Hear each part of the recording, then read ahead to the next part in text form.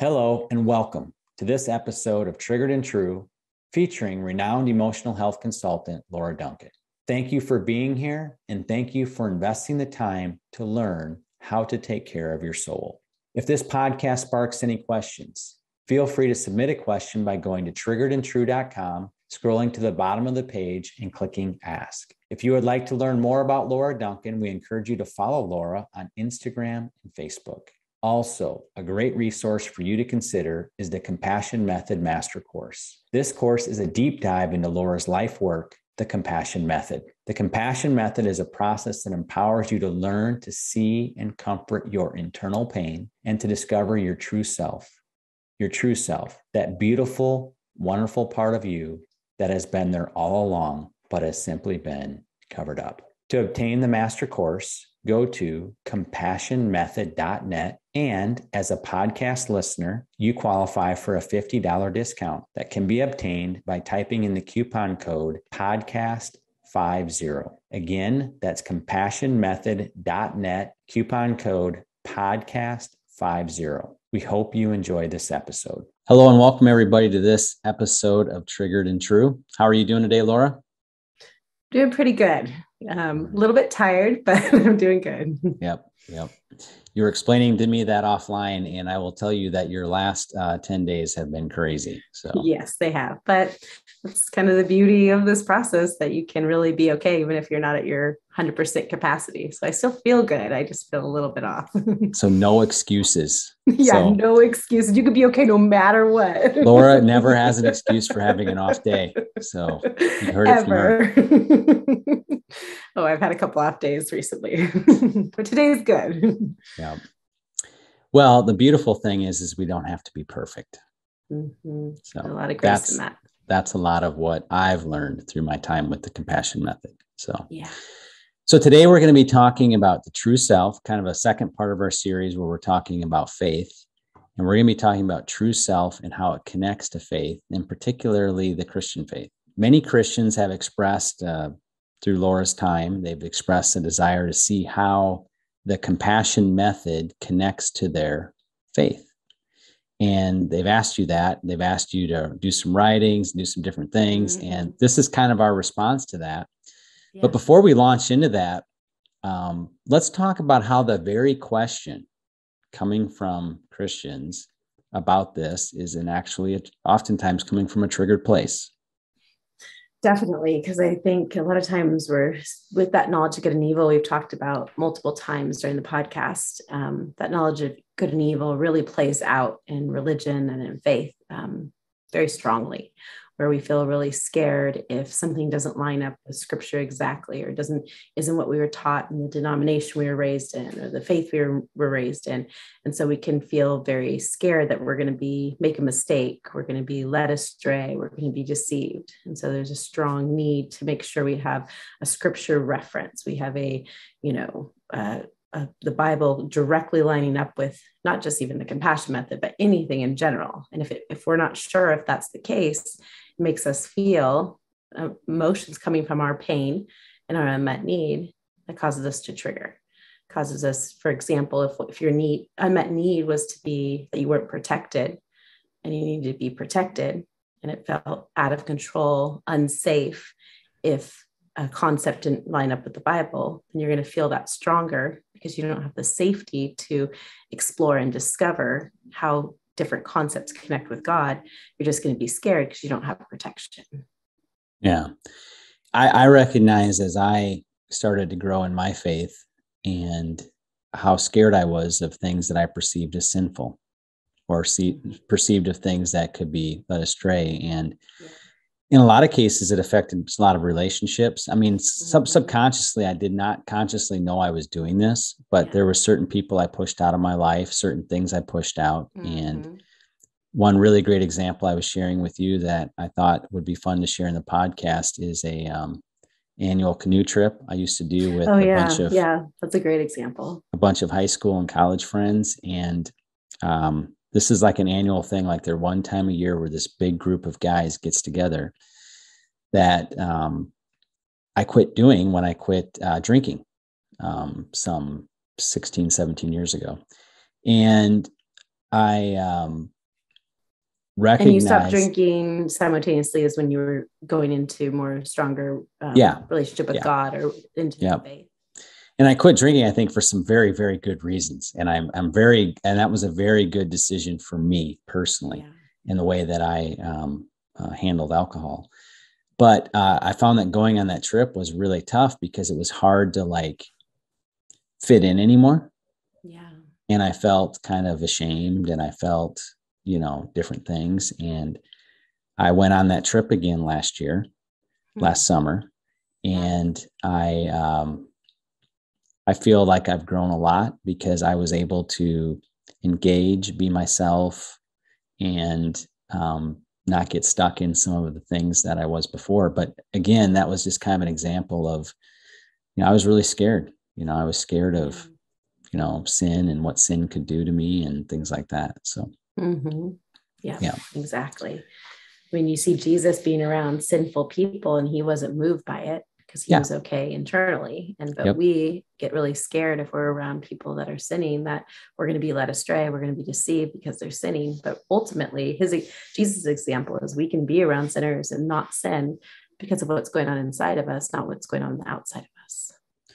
Yeah. And I think when I've heard that question coming from Christians a little bit around your material and the compassion method in general, that I think a lot of that's coming from maybe a fear of maybe humanism or they're being led astray in some sort of a way. And so it's so important to address that trigger. Yeah. People commonly think that emotional health and potentially the compassion method is going to be connected to humanism, which is pretty much like the loving yourself too much, because the center of the compassion method is self-compassion and true self. Those are both connected to who we are. And so a lot of people think that we're just trying to become like God or trying to only focus on ourselves. People also say sometimes it seems selfish, that we should really be thinking more about God and other people than thinking about ourselves. So there's a whole belief system around it that people feel triggered and offended by the fact that we're loving ourselves. And it really should just come down to God loving us. Mm-hmm. Well, and as we go through this, we recognize that love is like a muscle and you have to build capacity for it. And if you can't love yourself, you can't do any of those other things that you just said that people think you should be doing. Yep, exactly. Yeah. The whole love your neighbor as you love yourself. You really can't love your neighbor if you don't love yourself. Yeah. So one other thing to bring up is that, and you say this often, the compassion method does not require an adherence to any particular faith. Yeah, so exactly. Can you explain why? The compassion method obviously is centered around compassion, and we can receive compassion even from God, but from others as well, regardless of the faith that we're connected to.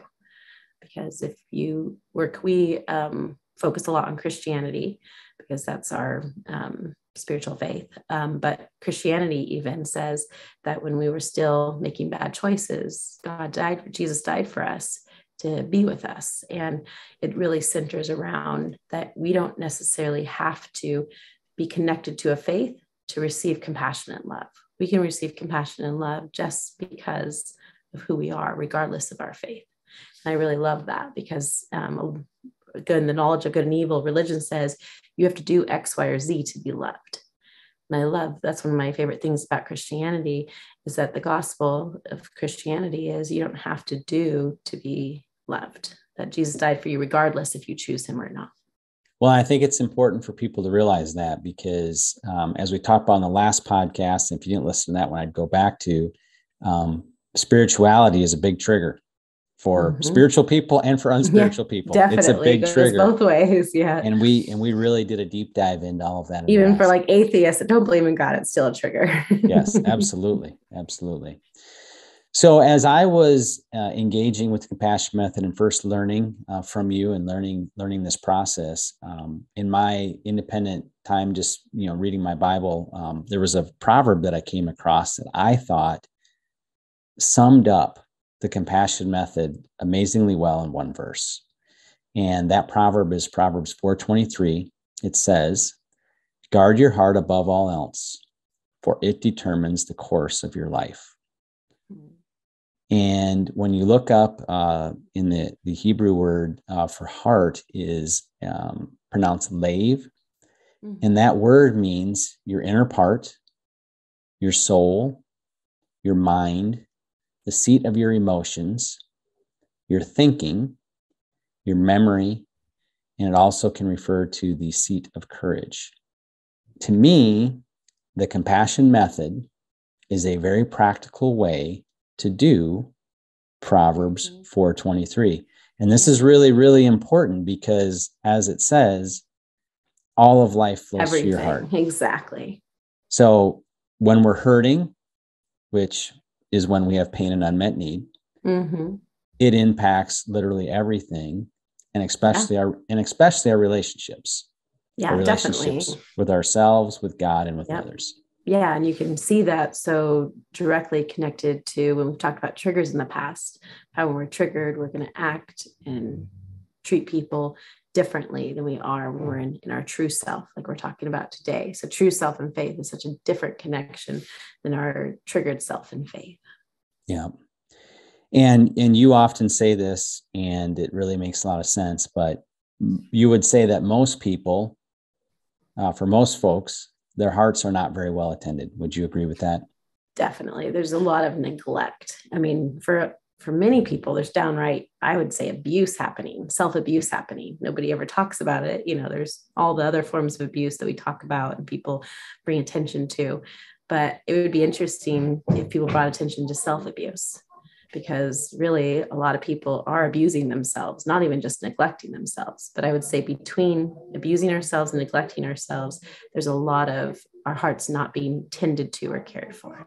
I just came up with that self-abuse. Well, that's really good because what you're talking about makes sense, because we hear a lot about how, like, the studies that show like how many negative thoughts we have versus how many positive thoughts, and how we just are constantly belittling ourselves. And yeah, I've talked about before when I've spoken of how like it'd be so cool to, come up with some kind of recorder that could record our thoughts, so then we could play it back to ourselves and hear what we're actually saying. Because much of the time we don't even realize what we're saying to ourselves. And you would think that we'd be immune to that if we were in faith, if we had a relationship with God, that you would be immune to speaking to yourself like that. But if I did a survey and surveyed Christians, I believe they would be just as much self-abusing as someone that didn't follow that religion. not too long ago, I had someone ask me, how would you define your soul? And I was like, okay, big so question. They always say, like, go with the first thing that comes up, right? I said, it's you. It's that part of you that makes you distinctly, indivisibly you. Yeah. And so who are we really? So who are you? Who am I? Deep questions here. Deep questions on the Triggered and True podcast. Yep. So what is your identity? Well, as Christians often say, like, very quickly to that question, that I'm a son or a daughter of God. Yeah. So what do you think? What do you that's think about that response, Laura? Common responses. Well, yes. First of all, I think it's a great response as far as, in Christianity, we are sons and daughters of God. But if we want to make that our identity, that's where it kind of leads off into what we do being our identity versus who we are. So, like, if with my mom and dad, like, I am their daughter, but that's not who I am. That's not my identity, and so it's connecting with who you are versus not just what you do, but also what your titles are. Because I have a lot of titles. Like right now I'm well, not right now, but I will be forever. I'm a mom. At one point I was the wife. I became a widow. Now I'm a single mom. So I have a lot of titles, but those titles don't make up who I am. And I always think about it like when you think about it as far as Christianity, when we die, we go to heaven. We're not going to be married. That's what the Bible says. We're not going to be married, and we're not going to, your kids could still be in heaven, but we're not necessarily going to have the identity of a parent or an identity of, that won't be our identity. We won't have an identity of having a spouse, because that's not what we're going to have in heaven. We're just going to be uniquely who we are as individuals. Each person will be an individual there. And so I believe that's really the roots of who we are, even on earth, that yes, I can express who I am as a mom, but that's not who I am. And so being able to make that distinction is really important. Otherwise, we see it happen so often. Using the mom example, we see people say, like, I'm a mom. They center their whole entire life around being a mom. Their kids grow up, leave the home, and then they have the empty nest syndrome where they're like, I don't know who I am, because all of their identity, their perceived identity, was wrapped up in being a mom. So they have no personal identity at all. Yeah, it's very important. Is what you're saying. It's very important to not get the core of your identity wrapped up in just an expression of your identity. Mm-hmm. So yes, it's true. Exactly. We're sons and daughters of God. We're sons of our parents and all these other things. And I remember you explaining this to me also in the context like of adoption. So it's real easy for someone to identify as, well, I'm an adopted child, or, and if they were adopted from, let's say, another country and they're no longer in that country. Yeah. And they feel like, well, a part of me is there, but really who they are is deeper than what country they came from. Exactly. It directly affects you, and it can hinder things, and it can make things difficult, or it can make things better depending upon, because it is part of who we are, your culture, your family line, all those things, but it's not who you are as an individual. Yeah. Who you are is actually much deeper than that. Exactly. It's not just revolving around it. Even though those are important parts of our life, it's not the only part of our lives. So one thing that you've shared before too is that our need in the context of the answering the question, as Christians often do, that we're a son or daughter of God. Our need to be a son or daughter is often a trigger. Yeah, definitely. Not having a mom and dad, or not having a mom and dad that was able to care for us the way we were intended to be cared for, really makes us want our identity to be a son or daughter of God, because we're trying to make up for what we didn't get in our early childhood development. So that's why a lot of people, once they come to Christianity, a lot of times they'll even get rid of their biological families. They'll disown them. They'll stop talking to them. They won't be connected to them because they want to disassociate with their biological families, especially their caregivers, their parents, because their parents either hurt them or neglected their emotional needs. Now they're going to put everything in to serving God and being God's child, because that feels like it's going to be a better family, better home than the home they grew up in. You see that very commonly. And you could see how that could really leave them vulnerable. Definitely vulnerable, because now we've given up everything that's tangible to connect with an intangible God without having received what we need in early childhood development. So a lot of people feel very lost with God at times, very disillusioned, not feel close to God. So that usually happens in religion, is then we have to try even harder. We have to do more, because our whole relationship starts to feel like, if I don't do with God, then I'm not going to be connected to him, because we're so desperate to hold on to that connection. Well, I think the thing you and I have talked about as well before, and I've heard you talk about, oftentimes then you talk about, the intangible aspect of God, just meaning that, not saying that he's not real, just saying that he's not here with skin on anymore. Exactly. Well, he is, but it's through his people. Through his people, exactly. Right. He's not here as a tangible person. So then we go to church trying to replace and upgrade the family. Yep, exactly. And that's why all the church struggles for centuries has been happening, because everyone's trying to make their church family their family, but they still have unmet need and pain. And so they still trigger, and they still don't get what they need. Well, then they get to know those people, and they realize, hey, these are people too. And maybe their dysfunction is a little bit cleaner version of dysfunction sometimes. Than maybe the family you grew up in, sometimes not. But then you realize, hey, they're just people too, and a lot of them are hurting as well, and hurting people hurt people, and the cycle continues. And that's true for if you're become a Christian and go into the church, but it's also true for what people have experienced from church people. I think even non-religious people still expect religious people to be good people. there's actually a shaming happening there that says that if you're going to be a Christian, you should be a good person. So when you make a mistake, there's a lot of judgment, not just from the church, but from the secular world as well, that's saying, you have to be a certain way in order to be accepted. So it's kind of an interesting thing that we have such a strong expectation on us being so good and so perfect. All right. So if being a son or a daughter isn't our identity, it's just an expression of our identity, a very important one and a very special one, yes. very special one. So then what then is our true identity? Who is our true self? It's the big question. That's what everyone is looking for. Because people, even if, as we're saying, your identity is not a son and a daughter, if you're listening to this and that has been your belief, you probably feels a little bit of, unsettling, because that's the answer you've given for so long. This is my identity. So again, as being a son or daughter is an expression of who we are. Who we are is ultimately love. Who we are is ultimately the characteristics of who God created us to be, made in his image, being reflected into this world, starting first with us knowing who we are, our true self, and then being able to express that to the world. And so it does feel vague at first when you're first trying to, clarify that question. But as you get to know yourself more and you see the characteristics of who you are versus what you do, it becomes more and more clear. And that is obviously what we're told in the Bible. In Genesis, we're told we're made in the image of God. And then in 1 John 4:16, it says, God is love, and all who live in love live in God, and God lives in them. Yeah. So who we are is love.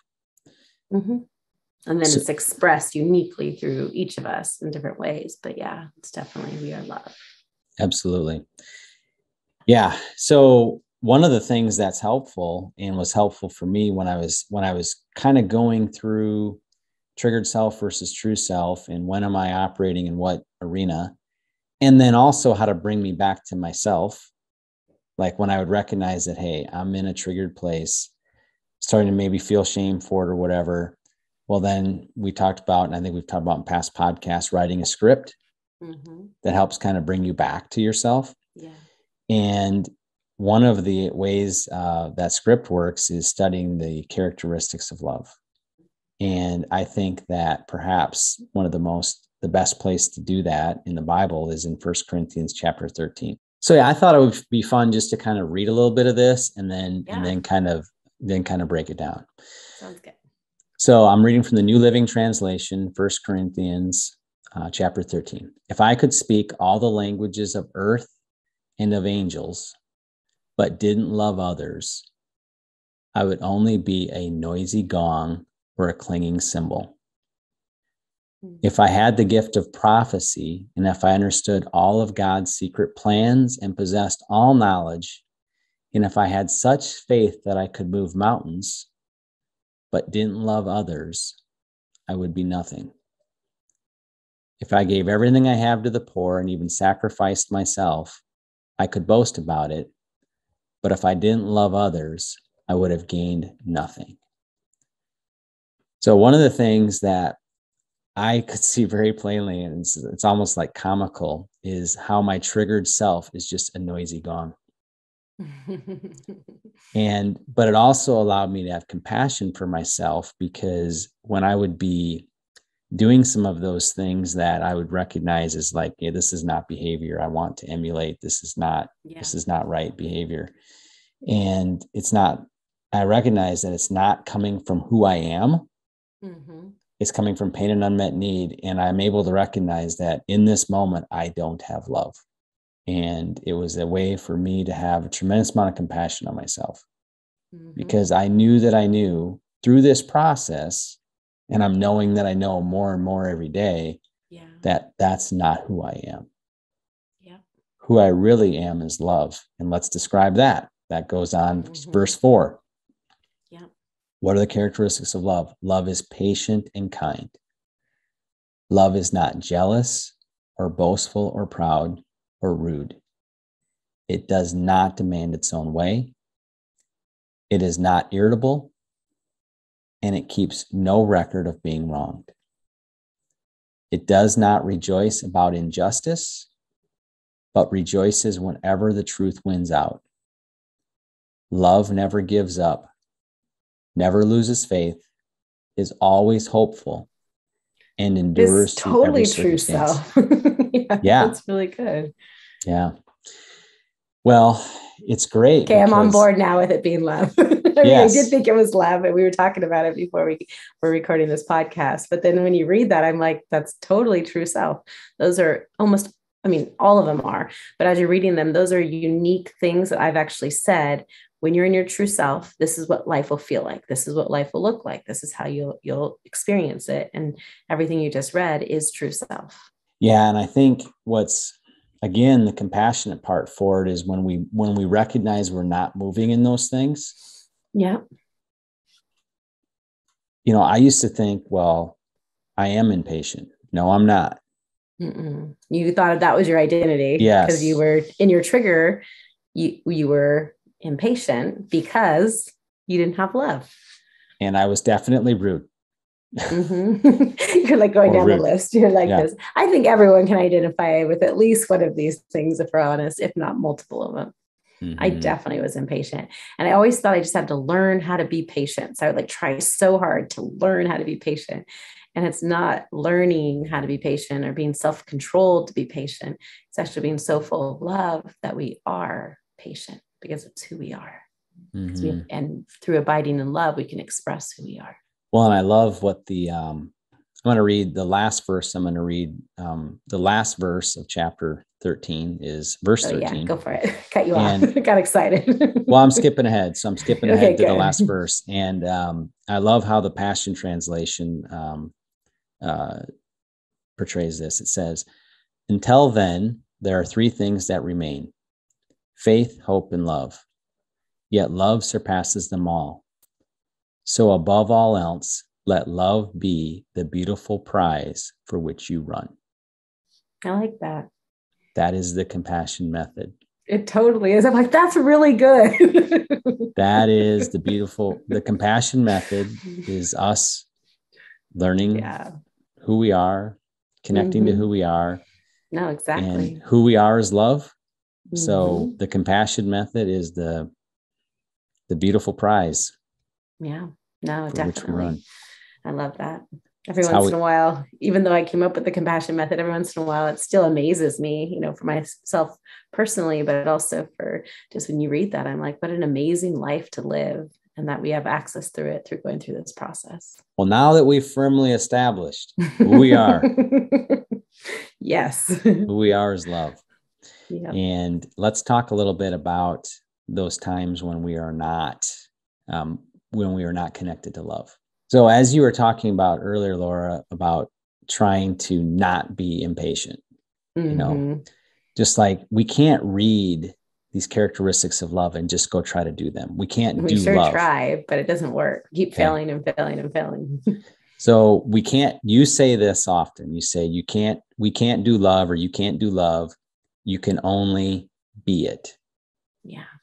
So can you explain that? Yeah. So when we try to do love, we get stuck in the shame cycle or the doing cycle that we, again, like I said, we're always going to fail at because we're just trying to do it, but we're not being it. So when love abides in me and I'm full of love, I'm rich with love as a byproduct of being full and rich in love, I am patient. I am kind. I am all those things because it's me made in God's image, reflecting who I am. And that is what allows us to be able to automatically, naturally, easily express ourselves in those characteristics of love. But when I'm not abiding in love, if I have no love, I am going to be impatient, unkind, etc. Not because that's my identity, but that's what my triggered self will be functioning in. And kind of along those lines, early in this process, I was coming to you and I had a very religious mindset. And one of my goals for my time with you is I said, I just want to be closer to God. Mm-hmm.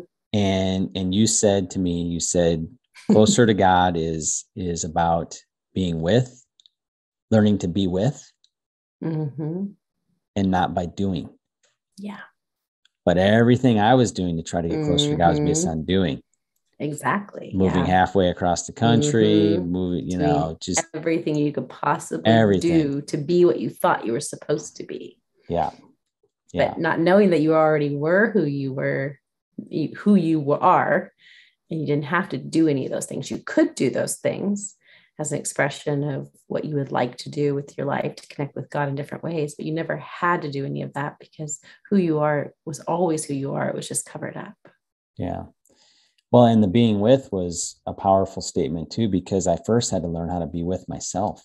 Mm-hmm. That's And I'm the learning. big thing. It's not like I figured this out, folks. I'm No, still exactly. learning. Still learning, Anyway, still yeah. learning how to be with ourselves. Yeah, exactly. Because Jesus, it says in the Bible that God, it says he'll never leave us or forsake us, but we ultimately leave ourselves. And then we say, where are you, God? When we actually disconnected from ourselves, we can no longer be with ourselves. And so in turn, we couldn't be with God. All right. Well, let's talk a little bit about that journey back to ourselves. So you're talking about when you separate from ourselves, and something you say a lot, which I don't like to hear. When you're triggered. Yes. Yes. You say you can only get to your true self through the pain and unmet need. Yep, it's the only way through. We tried to find out so many other medications and addictions and people and things, just trying to bypass the pain and be okay. Because every single human's avoidant of pain.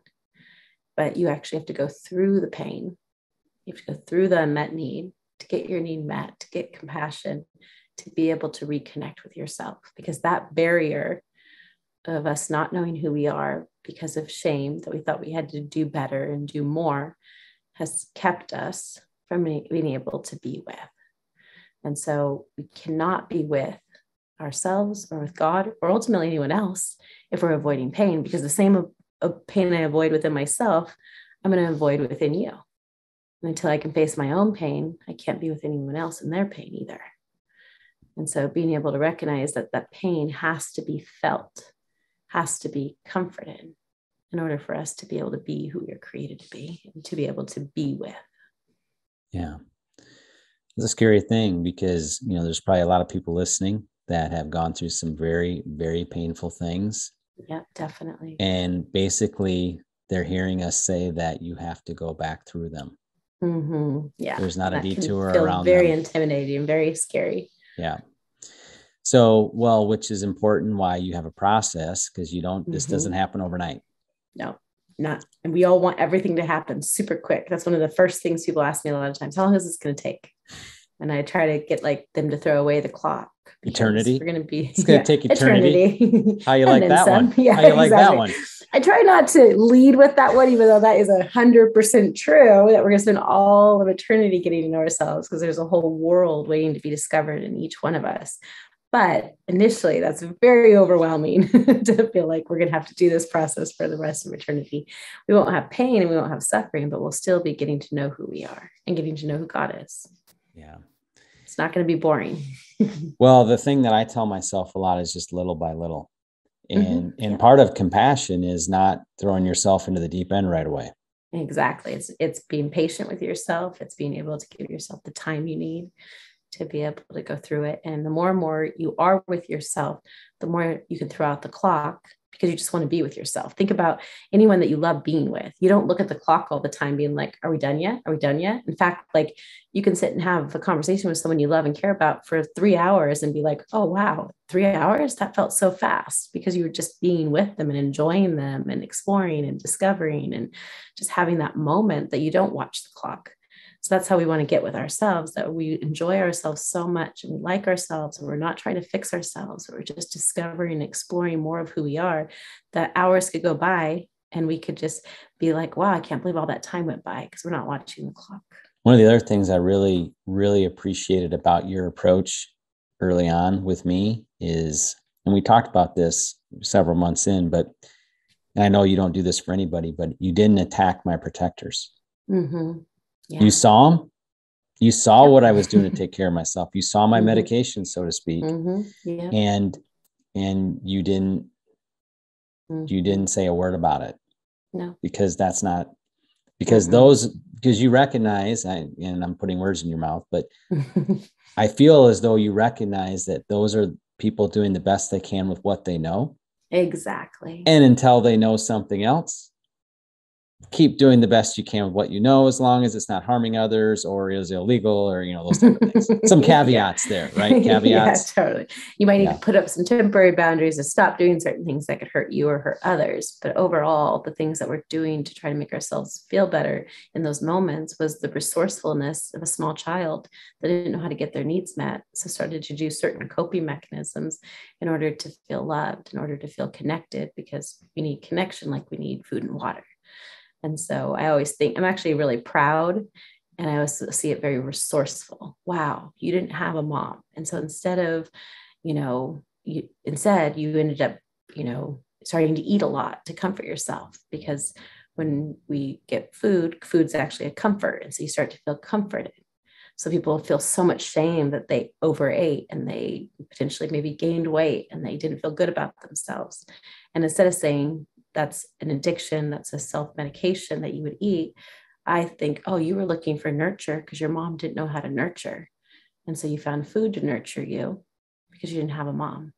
And I actually think that's very resourceful to find comfort in food when you didn't know how to get comfort from a parent.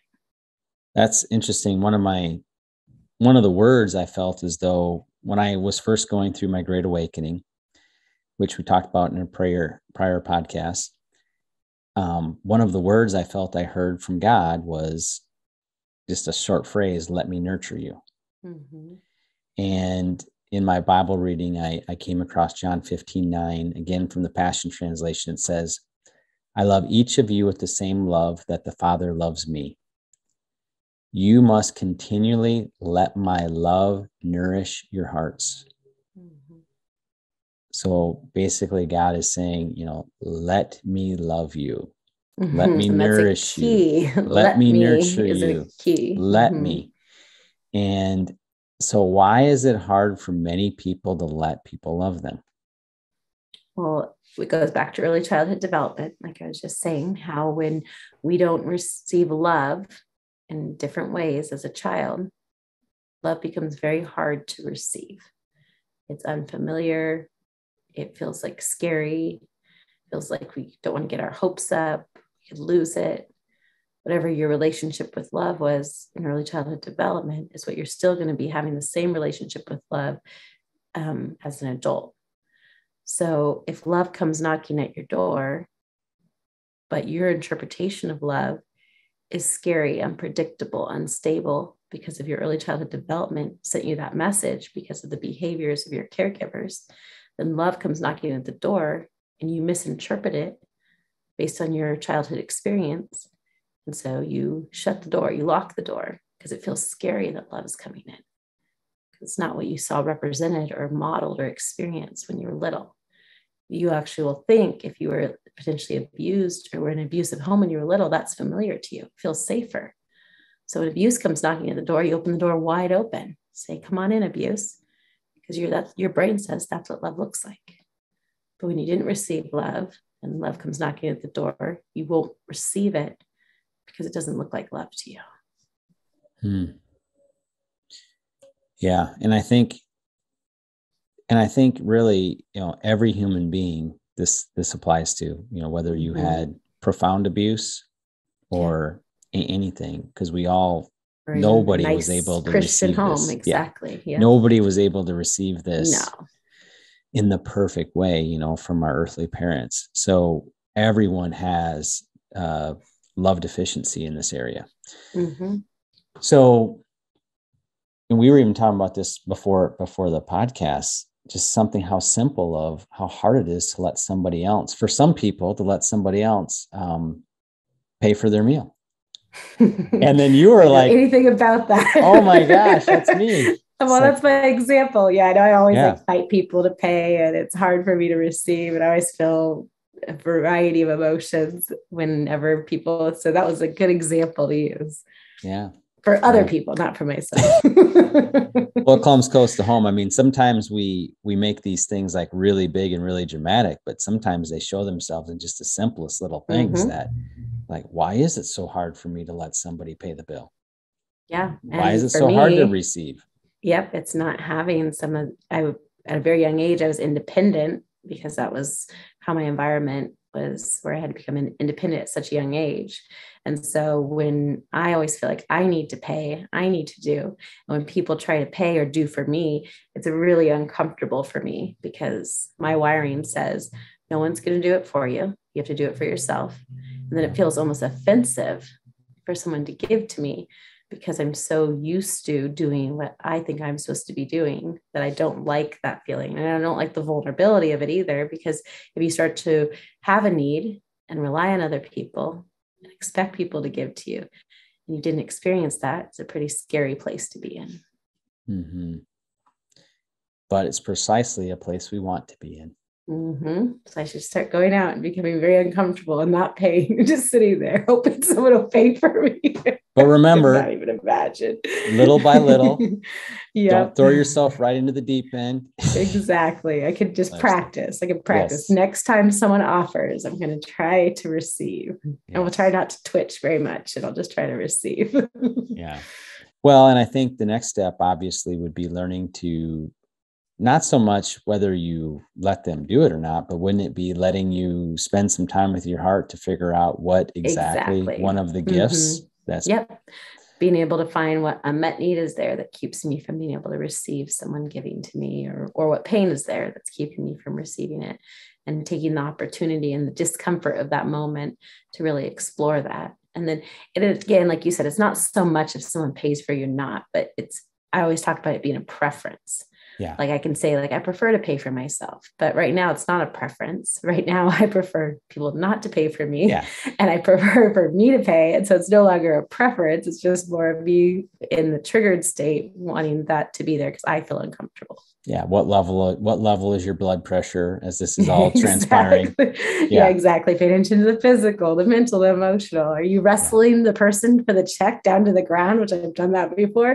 Maybe that's a little bit too big of a reaction to someone paid. And I've literally done that where I scared the server and she was just like, can you guys like stay in your seats and like not, because we were wrestling to the ground. There you go. Maybe too big of a reaction. I don't know. Yeah, that might be a 10.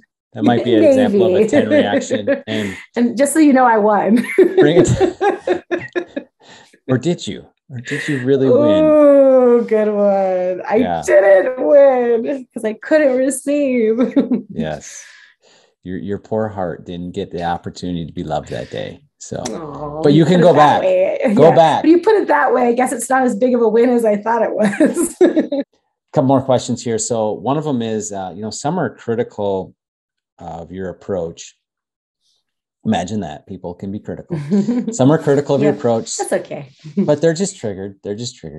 Some are critical of your approch, saying that you are not incorporating spirituality enough. Whereas some might even say you do it too much. Yes, I get both sides. You just really, exactly. I know I've actually heard both sides. People saying you're bringing God too much into it, and then you're not bringing God enough into it. I don't know where the right, measurement is, but ultimately at the end of the day, I can try to manage people thinking I'm bringing God enough into it or not, or people can actually take care of, why does it bother you if I bring God too much into it? What does that make you feel? What does it make you feel if I don't bring him in enough? What does that make you feel? Because it's really coming from our internal world that we're triggered by it, versus that same scared we talked about in the beginning of feeling deceived or led astray or not feeling like it's going to be the right thing to do. Well, can you share what you felt as though God told you at the beginning when you began this journey of developing the compassion method? So in the beginning, it was actually easier for me just to bring God in because I felt like he just made everything better. So if someone was having a hard time, and I did this like often, I would just be like, we'll just pray, just make it better, because I knew that God makes things better from my own experience and from the vast amount of people that have experienced God. God makes things better. So it would be like, here's a problem, bring God in. Here's abuse, bring God in. Here's a pain, bring God in. But then what God was showing me in the beginning of the process, he's like, don't bring me in there until they've had a proper representation of a caregiver, 0 to 12 years old. And once they've had that, then you can bring me in, and and they'll have a tangible connection to me, just like they had a tangible connection to a caregiver during that time. And so at first it was really difficult because, again, like I said, I just wanted to make it better because I was ultimately being triggered as I was working with people. But once I dealt with my trigger and I was able to wait for them to bring in moms and dads to be with them first, and then God, it was such a profound difference of their connection with God after they had that. And if you even think of the life of Jesus on this earth, he was with his parents 0 to 12 years old. 12 years old is when they went to the temple, and that's where Jesus said he was about his father's business, and he, stayed behind, and his parents were all worried and wanted him to be with them. And he was like, it's now time for me to do my father's business. But up until then, he had been home with his parents, because even the God of the universe, because Jesus was God coming in flesh, he had to be with a mommy and daddy for 12 years. Why wasn't Jesus a child prodigy at the age of 7 years old, healing people and casting out demons? Because he was human and needed neurologically to be filled up on this earth just as much as we do. That's pretty deep stuff. Yeah. And then once he was full, he was able to be about God's business because he had what he needed in a tangible way. Mm-hmm. All right. Our final question I have for you today is... Okay, I'm ready for it. I'm awake.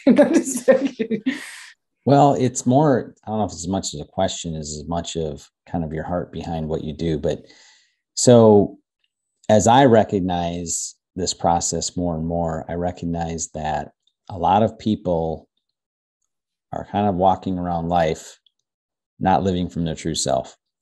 So, and I was kind of came to the conclusion that, oh my gosh, how many people ever really do?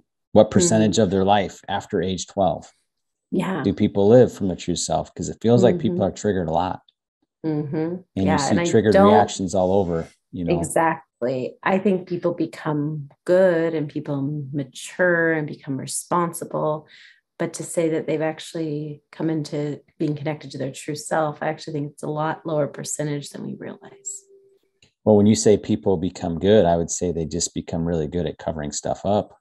Or ultimately, because they're not connected to themselves, or they think that's their identity. They think their true self is being a Christian. They think their true self is, like we talked about before, those things. And so the more they do them, they think that they are being their true self. And so you can see how if we don't actually understand who we are, we're going to look for so many other external things to give us our identity. So really, to kind of wrap up today, what I would like to say is that as I've studied the compassion method and spent a lot of time engaging with it, learning the process, applying the process to my own heart, and obviously spent a lot of time prior to that and ongoing, studying the Bible, going to ministry school, doing all those things. What I really see is that Jesus died to give us the ability to live from our true self, to set us free from the knowledge of evil, good and evil. And we're still operating under that, like all the time. And he died to set us free from it. So I see learning this process as me learning to apply the gift that Jesus gave me. Yeah, exactly. I was just talking to someone about that. And it's kind of funny because I came up with the compassion method based on these principles and everything. And so I came up with it, but I'm like, it's a vehicle. To me, it's a very effective vehicle to be able to connect to who we are. And so it's not just the compassion method that's so powerful. It's the ability to be able to reconnect with who we are. That's actually what's so powerful.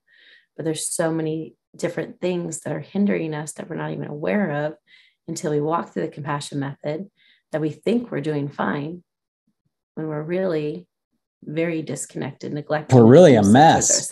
Exactly. We just look good because we're doing what we think we should do. But inside, we're lonely and we're scared and we have lots of feelings that have been shoved into a closet and the door has been locked and it's all there. We just haven't taken the time to be able to connect with it. And that's what makes the compassion method so powerful, is it gives you the process to be able to go through and open up that closet and be able to start feeling the things we need to feel to come home to ourselves. And come home to love, because it's who we are. Yep. And based on, people thinking the process is selfish or humanistic, I mean, when you come home to love, that means you come home not just to loving yourself, even though that's where it begins. You come home to loving God and others in a powerful way, because now you're full of love.